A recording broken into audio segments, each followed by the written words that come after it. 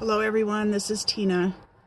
I've had some things on my mind today, and I thought I'd pull the car over and share a little bit with you as I'm hearing from other people and what's going on in the world, and pretty much everybody knows what's going on and the chaos of the times.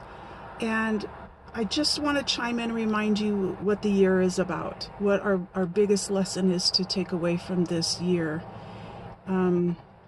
It's a time, like I said, of chaos, and in this kind of uncertainty and on edge, extreme kind of way that we're kind of navigating our world, it's really quick to react. And as you're seeing, even overreact. It's really quick to go from 0 to 100 so quickly. Whether it's you or you're witnessing it, you're in the same room with it, it's escalating. And when somebody's reacting, they're asking to pull everybody in that reaction mode, into that environment. And so then other people react to their reaction, whether it's resistance or they're on board with what they're doing, and then everybody piles in. Not a lot of clarity in that kind of energy. And we need to take some time, and we need to have that pause button for ourselves, and we need to be teaching it to our children, teaching it to those around us, by emulating that, by modeling the ability that when something stressful happens, whether it's something quick that happens on the road, somebody cutting you off, or somebody says something at work, or an event is canceled that you've planned for, we need to take a step back and take a deep breath and really observe the situation. Observe the situation from a higher place, from a place understanding that this is part of just a bigger picture, right? Yeah, it's in the moment, but it's our ego, it's our personality, because it doesn't like what's happening to it. But we can come from that higher place that comes from our beingness, our connectedness, our oneness with one another, where we can come in with patience, compassion, and empathy for the situation. Sometimes it's just stepping back and letting that person who's in reaction mode, just let them get it out of their system.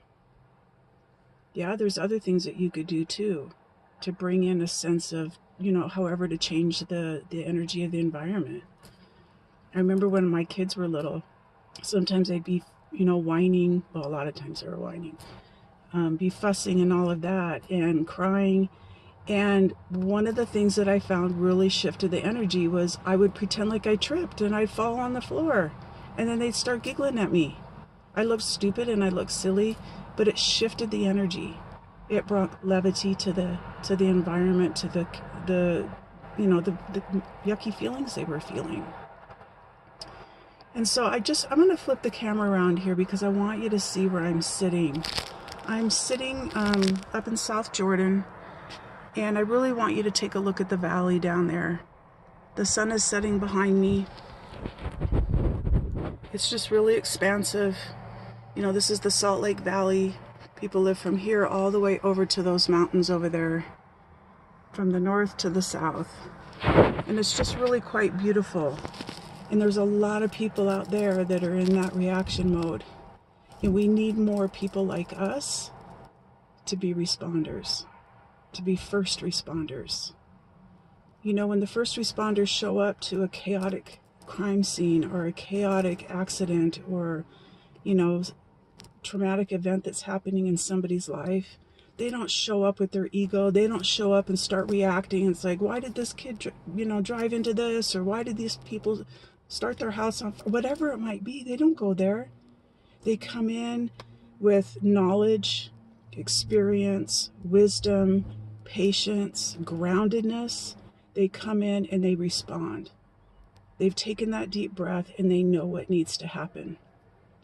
And I think it's something we could all work on a little bit more this year. That's the Salt Lake Temple, the temple in South Jordan.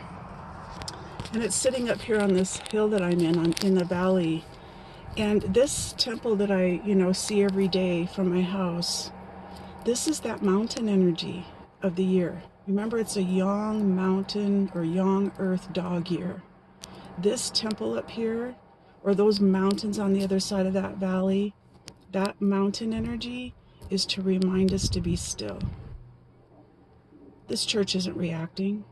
Those mountains aren't reacting when the rain hits or when the sun doesn't shine or when it ruins my plans. It's not reacting.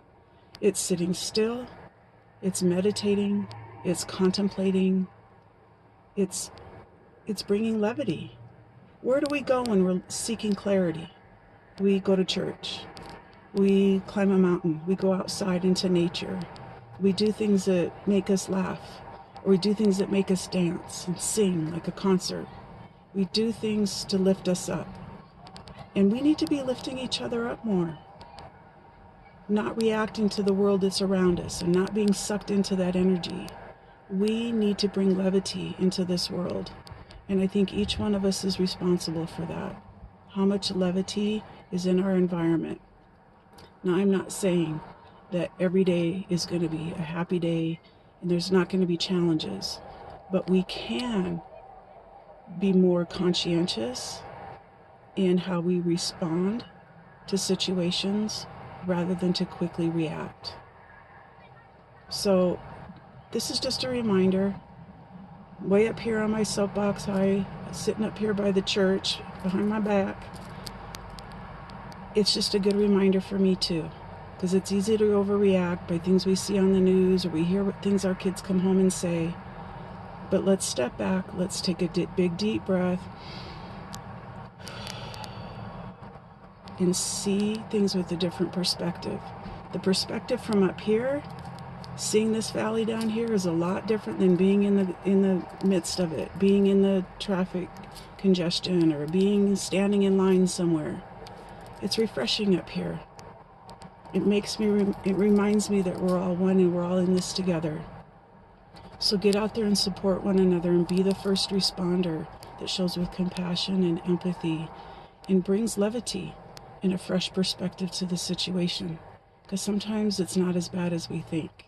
We just need somebody to kind of redirect us. I love you all, and I hope you have I hope it's spring. I hope spring has finally come to wherever you are. It's a sunny day here today, and stay in touch. And if you want to have a bigger discussion about this, let me know. Let me know how somebody shifted a sad time or a chaotic time in your life by just coming in at the right time and bringing that clarity and that levity. We're not clear when we're in the chaos. And that's why we reach out to other people to help. But we have to make sure when we reach out, we're not dragging them into the chaos with us, that we're willing to listen to what they're saying. Even if it says, hey, let's just go for a walk. Hey, let's just go get some ice cream. Or ride skateboards. Hey, thanks. And this little girl just came to the car and gave me a baggie of lifesavers. How cool is that? These kids are just dropping lifesavers on kids' cars. This is what life is about. Be a lifesaver. How cool is that? I love you guys, and please stay in touch. I want to hear the happy things that are happening in your lives, because it's good. Bye.